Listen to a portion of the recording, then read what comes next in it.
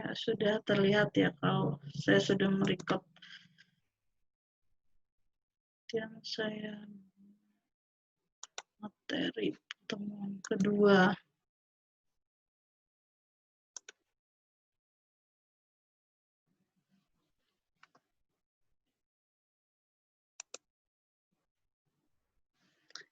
Ya, sebelum kita membahas mengenai sistem produksi tepat waktu, apa itu sistem produksi, pengertian just in time. Sebelumnya kita membahas mengenai teknik industri terlebih dahulu. Karena sistem produksi ini adalah salah satu mata kuliah yang khas di dalam teknik industri, di mana sistem produksi ini kaitannya kaitannya dengan teknik industri itu sangat erat kaitannya. Jadi teknik industri itu dimulai dari kata industrial engineering atau dalam bahasa Inggrisnya industrial engineering, berasal dari kata engineering dan industrial.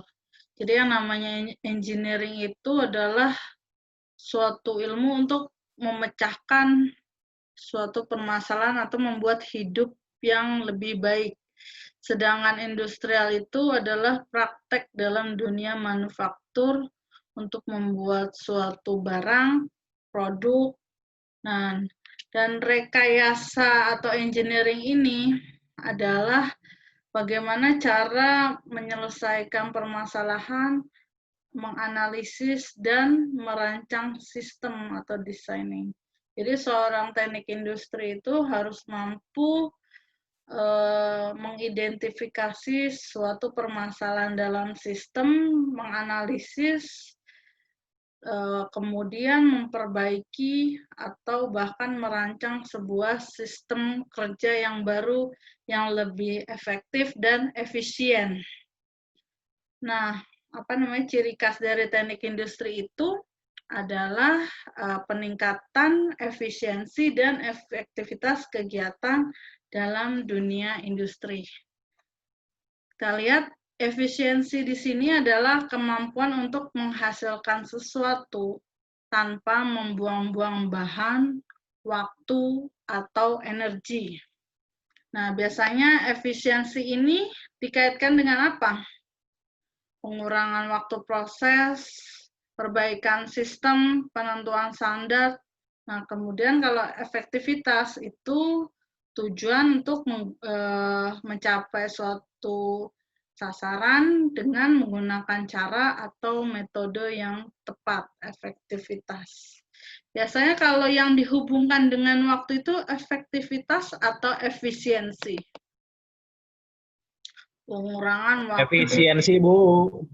Efisiensi.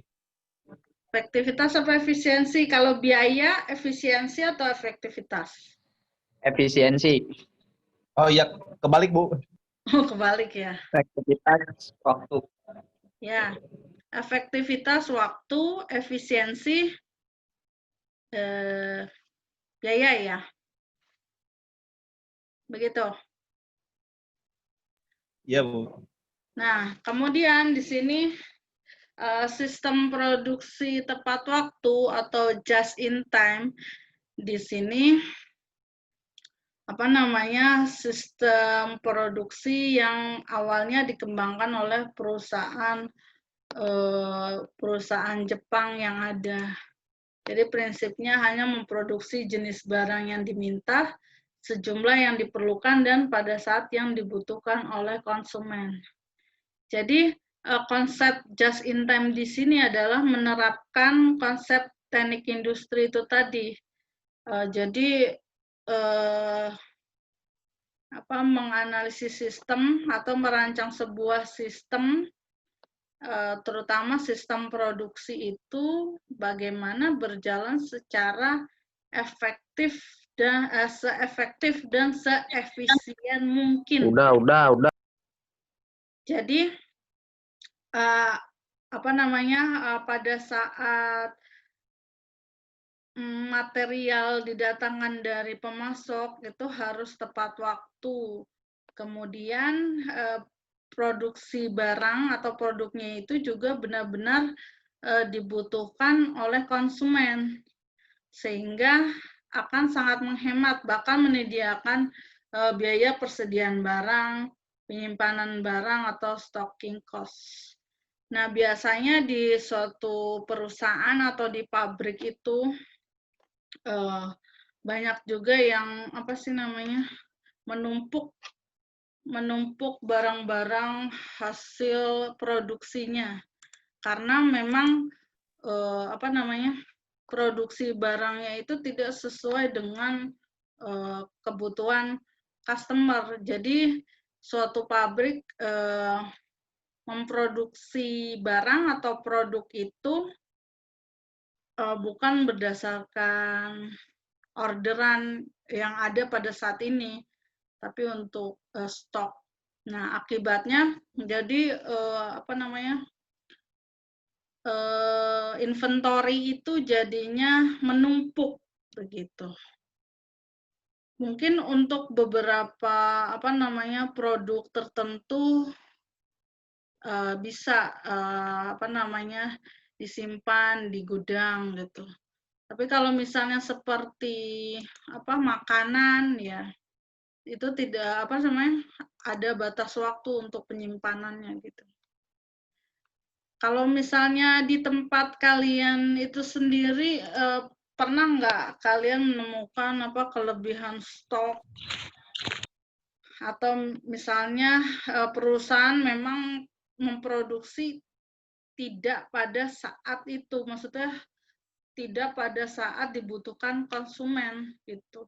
Jadi mereka memproduksi ya hanya buat stok, ya siapa tahu nanti ada yang berminat, siapa tahu nanti ada yang mau membeli gitu. Kira-kira perusahaan kalian seperti apa, atau pabrik tempat kalian bekerja seperti apa? Bagaimana? Ada aja sih Bu, barang-barang yang dilebihin gitu dari lead time-nya kan. Maksudnya jadi kan, kenapa dilebihkan? Iya, soalnya kan waktu itu corona itu kan PT Yamaha kan di lockdown ya katanya. Nah, terus di tempat saya kerja waktu itu diinin Bu barang itu tetap produksi. Jadi pas di akhir-akhir itu lumayan numpuk sih barangnya, cuman katanya kalau nggak gitu suka nggak ada kerjaan nantinya. Jadi memproduksi hanya karena tidak takut nggak ada kerjaan ya. Ya Soalnya memang kan sih. prosesnya juga lama gitu. Iya. Bu, boleh tanya nggak, Bu? Iya, silakan.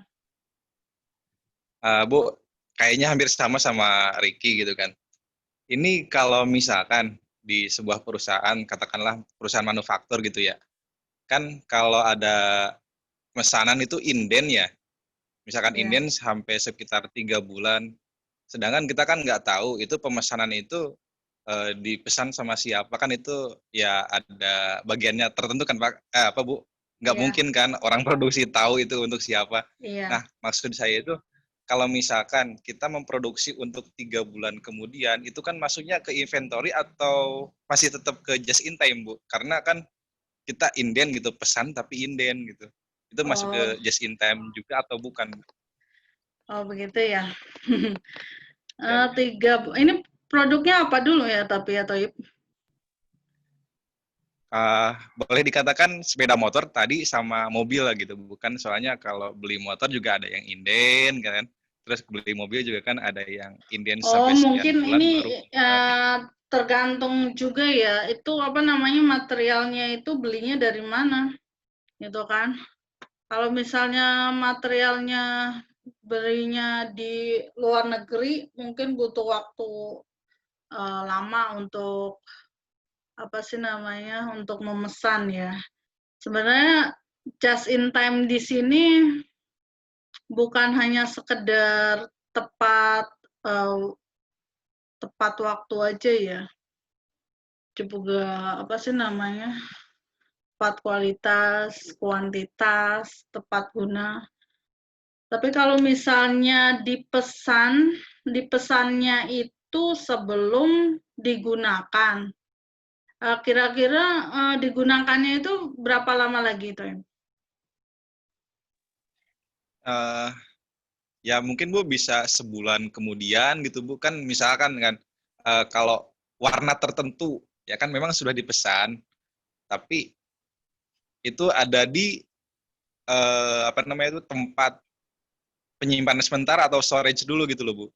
Nah jadi dia itu ada waktu simpan dulu gitu Bu. Kan jadinya apa ya, bukan udah jadi terus langsung dikirim, dia masih tetap disimpan dulu beberapa hari baru dikirim gitu loh Bu. Itu masih termasuk just in time atau bukan ya? Apakah just in time itu cuma berlaku di saat mau produksi aja gitu. Jadi ketika barangnya mau produksi, maka part ini Barangnya harus sudah ada ada gitu. gitu.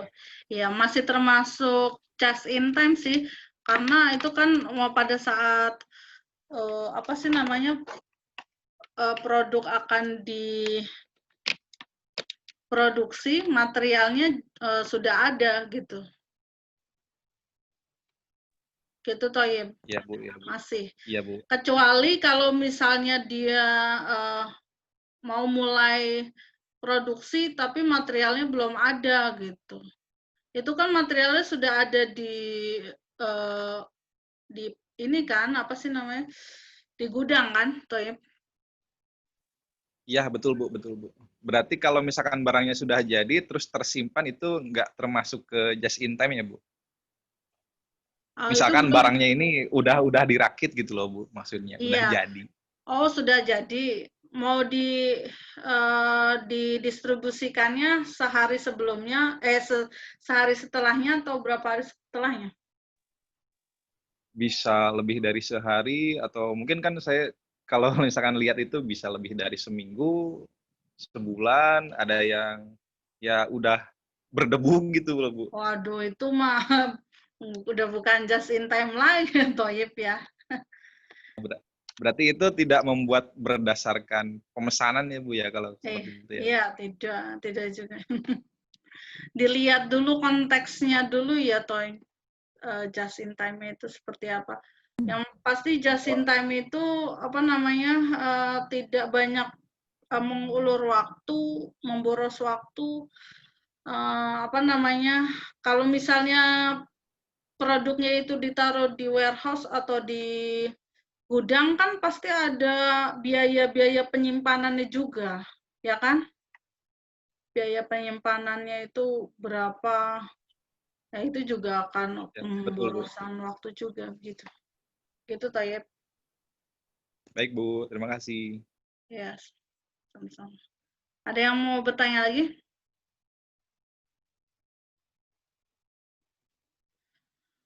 Sebenarnya kalau itu juga untuk penerapan just in time itu sendiri juga apa sih namanya, peran PPIC itu sangat ini ya, sangat dominan sebenarnya. Mulai dari perencanaan, penentuan materialnya sampai apa namanya, pengaturan jadwal produksi sampai pada saat operasi produksinya itu harus sinkron juga, begitu ya. Jadi sebenarnya awal dari just in time itu sendiri itu awalnya dari Toyota Production System ya. Toyota TPS Production. Bu, TPS. Kenapa? Oh iya Bu, TPS ya. Ya, Toyota Production System. Toyota Production System itu yang paling apa berkembang itu dipegang oleh Taiichi Ohno ya. Jadi pada saat Perang Dunia yang kedua itu produktivitas Toyota Motor Company itu jauh di bawah industri besar lainnya, maksudnya industri-industri di Amerika gitu. Terus kemudian si Taichiono mengunjungi The Big Three, GM, Ford, dan Chrysler untuk mempelajari teknologi industri otomotif yang telah mapan. Jadi dia gimana caranya biar bisa meningkatkan produksi atau produktivitas Toyota lagi setelah adanya pemboman di Hiroshima dan Nagasaki itu. Nah, terus kemudian dia mendapatkan ide mengenai Toyota Production System. Sebenarnya Toyota Production System itu awal mulanya dari dia terinspirasi dari sistem yang ada di supermarket ya. Jadi bukan melihat di di perusahaan otomotif, dia justru melihatnya di supermarket, di mana konsumen yang bebas memilih barang dan jumlah yang mereka inginkan. Gitu. Jadi kalau kalian membeli barang di minimarket atau supermarket, kira-kira sesuai dengan kebutuhan atau ya sekedar beli untuk stok aja atau gimana? Kira-kira gimana? Pasti akan membeli sesuai dengan kebutuhan saja ya. Terus kemudian membeli barang yang tepat dengan jumlah akurat dan harga yang sesuai menjadi inti dari Toyota Production System. Nah, di Toyota Production System ini banyaklah metode atau perhitungan yang digunakan. Jadi kalau Toyota Production System itu adalah sistem secara keseluruhan. Ibaratnya mulai dari penentuan materialnya sampai ke distribusi produk jadi atau distribusi barang. Terus sebenarnya Toyota Production System itu bukanlah sistem bukan hanya sekedar sistem produksi saja, tapi sudah menjadi falsafah dari perusahaan gitu. Jadi di dalam TPS itu sendiri juga ada salah satu sistemnya yang bernama Lean Thinking. Nah, Lean Thinking ini adalah pemikiran bagaimana cara mengurangi pemborosan, kalau dalam bahasa Jepangnya itu namanya muda ya, atau 7 tipe pemborosan. Nah, di sini ada yang tahu nggak? Ada beberapa macam tipe-tipe pemborosan atau waste yang ada di lantai kerja atau di pabrik. Ada yang tahu nggak? Apa saja ada beberapa tipe pemborosan? Kalau nama lain dari waste itu adalah non-value added ya, atau yang tidak bernilai tambah. Nama lainnya waste atau nama dalam bahasa Indonesia itu pemborosan. Kalau lean itu adalah perampingan atau mengurangi kegiatan-kegiatan yang tidak produktif. Begitu. Kira-kira ada yang tahu nggak bedanya kegiatan produktif sama non-produktif? Kalau kegiatan produktif di sini namanya value added. Kalau kegiatan tidak produktif itu namanya non-value added. Saya misalnya kasih contoh untuk kegiatan setup mesin. Kira-kira menurut kalian value added atau non-value added? Ayo, ada yang tahu? Yang lain, selain Toyib, selain siapa tadi yang tanya? Ayo, kalau misalnya kegiatan setup mesin itu termasuk value added atau non-value added?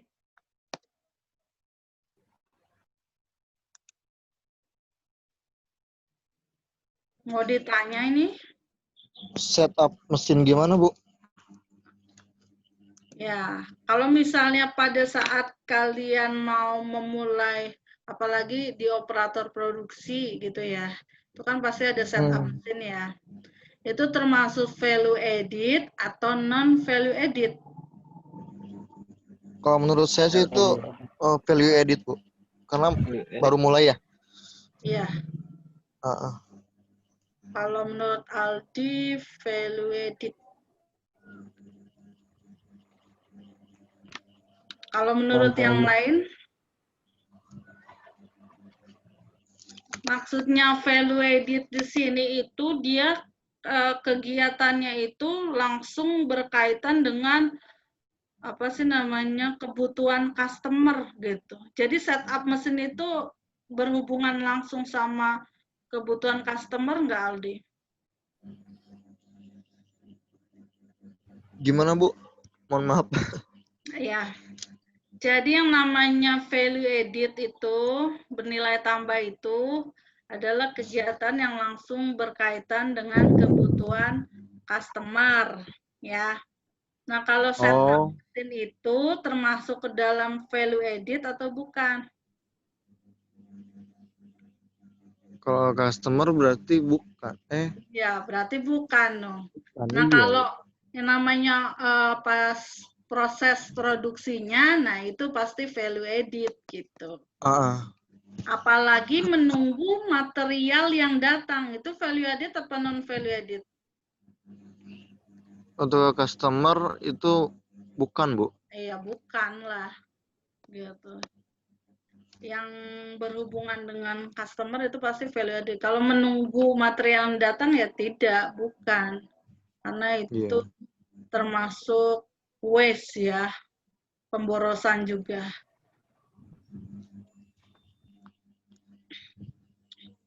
Karena waste itu sendiri kan ada 7 tipe. Kalau mau apa sih namanya?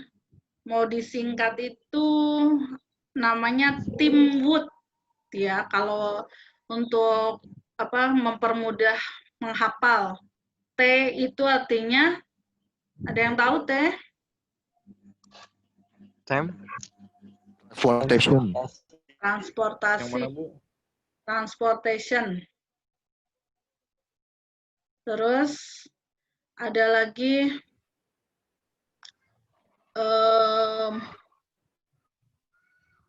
I, teamwork ya. I itu apa I? Inventory. Ya, betul, inventory yang tadi ya. Coba kita inian satu-satu ya. Kalau T itu transportation, jadi pemborosan dalam segi hal transportasi itu apa aja? Contohnya.